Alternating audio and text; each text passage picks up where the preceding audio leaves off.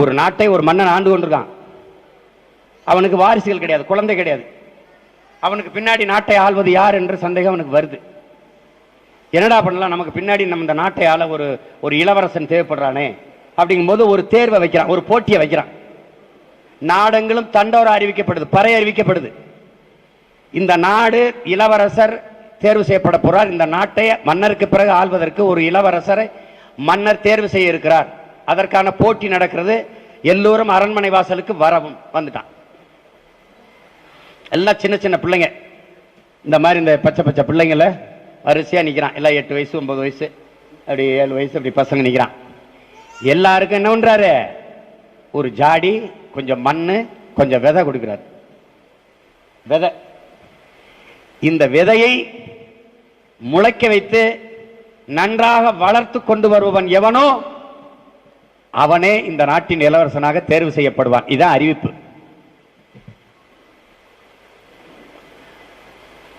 எல்லாரும் வாங்கிட்டு போயிட்டான்.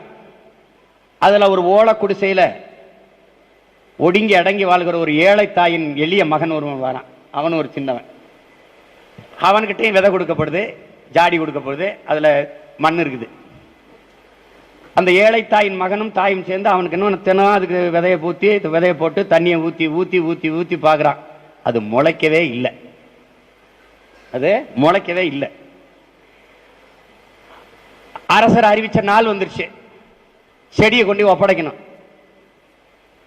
அந்த ஏழை தாயின் மகனை அழுறான். முளைக்கவே இல்லையே, நான் எப்படி போய் மன்னர் முகத்தில் முழிப்பேன், நான் எப்படி கொண்டு போவேன் அம்மா அப்படின்னு. நீ முயற்சி செய்தா இல்லையா மகனே, நீ தொடர்ந்து அதை முளைக்க வைக்க போராடினா இல்லையா மகனே, அதை போய் நீ மன்னர் இடத்துல சொல்லிட்டு வா, நீ கொண்டு போ, நீ போயிட்டு வா அப்படின்னு எல்லா பிள்ளைகளும் போகும்போது முளைக்காத அந்த சட்டியை தூக்கிட்டு அந்த ஏழை தாயின் மகனும் போறான். எல்லாரும் காட்டுறான், என் செடி எப்படி வளர்ந்துருக்கு பாருங்க, என் செடி என்னைத்தான் தெரிவு செய்ய போறார், நான் நல்லா உயரமா வளர்த்துட்டேன், என் செடி கொழு கொழுன்னு நல்லா பச்சையா இருக்கு, என்னைத்தான் தெரிவு செய்ய போறார் மன்னர் நினைச்சிருக்கான். மன்னர் என்ன பண்றாரு, எல்லாரையும் நகர்த்தி நகர்த்தி விடுறாரு. இல்ல இல்ல இல்ல இது இல்ல இது இல்லைன்னு கடைசியா முளைக்காத ஒரு சட்டியை கொண்டுட்டு வர்றான். மன்னா, நான் பெருமுயற்சி எடுத்தேன், காலை மாலை இருவேளையும் இதுக்கு தண்ணீர் வைத்தேன், இதுக்கு உரம் வைத்தேன், தண்ணீர் விட்டேன், ஆனாலும் இந்த சட்டியில் இந்த விதை முளைக்கவே இல்லையே மன்னா, நான் என்ன செய்யறதுன்னு சொல்றான். அப்படியே அவனை கட்டி பிடிச்சு இந்த நாட்டிற்கு இளவரசன் கிடைத்து விட்டான்னு அவனை தூக்குறாரு. எல்லாரும் வேகிற, என்னடா முளைக்கவே இல்லை, வெறுஞ்சட்டி வச்சிருக்கிறோட போய் கட்டி பிடிக்கிறா அப்படின்னு. அவர் மன்னர் சொல்றாரு, நீங்கள் எல்லோரும் ஏமாற்றுக்காரர்கள், இவன் ஒருவன் மட்டும்தான் உண்மையானவன். ஏனென்றால் நான் உங்களுக்கு கொடுத்த விதைகள் எல்லாம் அவித்த விதைகள், அது எப்படி முளைக்கும், நீங்க எல்லா பயிலும் வேற விதைய போட்டு முளைக்க வச்சு கொண்டு வந்துட்டீங்க அயோக்கிய பயல்களா பதவிக்காக. அவன் உண்மையை வந்து சொன்னான், இவன் தாண்டா இந்த நாட்டின் இளவரசன். இந்த கடைசி ஏழை தாயின் மகன்களாக இருக்கிற நாம் கடைசி வரைக்கும் முளைக்குதோ முளைக்கலையோ உண்மையா இருப்போம். ஒரு குட்டி கதை ஒன்று சொல்றேன். ஒரு நாட்டில் ஒரு ராஜா தனக்கு பக்கபலமா இருக்கிறதுக்காக, கூட துணையா இருக்கிறதுக்காக ஒரு தளபதியை தேடுறாரு. சரியான தகுதிகளோட ஒரு 10 பேர் செலக்ட் ஆகுறாங்க. ஆனால் அதில் ஒருத்தர் மட்டும் தான் செலக்ட் பண்ணணும். அதனால் அந்த ராஜா என்ன பண்ணுறாருன்னா ஒரு டெஸ்ட் வைக்கிறாரு. அந்த 10 பேர் கையிலையும் விதை நெல்லை கொடுத்து இதை நல்லா வளர்த்து கொண்டு வாங்க, ஒரு 3 மாதம் கழிச்சு வாங்கன்னு சொல்லி அனுப்பி வச்சிடுறாரு. 3 மாதம் கழிச்சு வரும்போது அதில் ஒருத்தர் ஆளு உயரத்துக்கு வளர்த்துருந்தாரு, ஒருத்தர் தோல் உயரத்துக்கு வளர்த்துருந்தாரு. அதில் ஒரு 9 பேரும் நல்லா வளர்த்து கொண்டு வந்திருந்தாங்க. ஒருத்தர் மட்டும் வெறும் தொட்டியோடவே வந்தார்.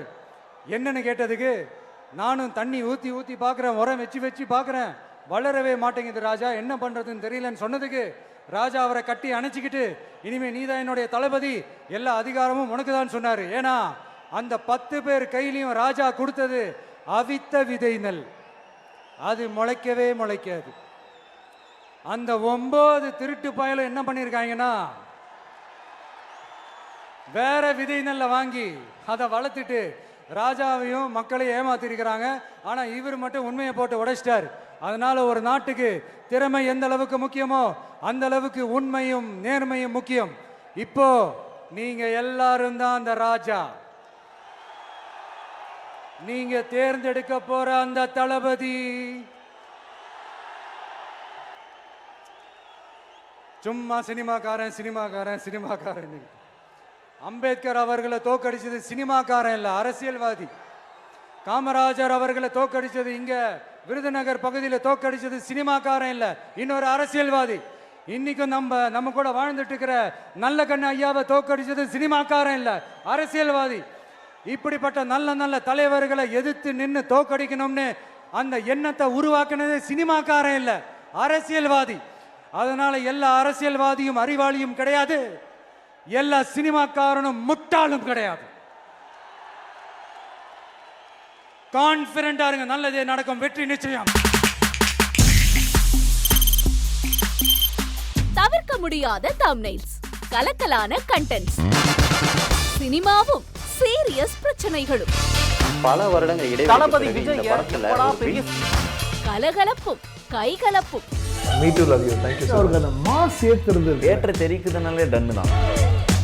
பிரேக்கே இல்லாமல் பிரேக்கிங் நியூஸ் சொல்லும் தந்தி டிவி ஆப். இன்ஸ்டா தலைமுறை வரை இறங்கி அடிக்கும் தந்தி டிவியின் டிஜிட்டல் எக்ஸ்க்ளூசிவ். அது தண்ணிக்குள்ள போகும்போது ஹேங் ஆயிடுச்சு. உங்களுக்கு விஜய் சார் எந்த அளவுக்கு ரொம்ப பிடிக்கும்? Of course, Malayalis are huge Vijay sir fans. ரெண்டு பேருமே ரொம்ப பிடிக்கும் எனக்கு. தந்தி டிவி ஆப்பை இலவசமா டவுன்லோட் செய்யுங்க, ஃபாலோ பண்ணுங்க, சப்ஸ்கிரைப் பண்ணுங்க, என்ஜாய் பண்ணுங்க.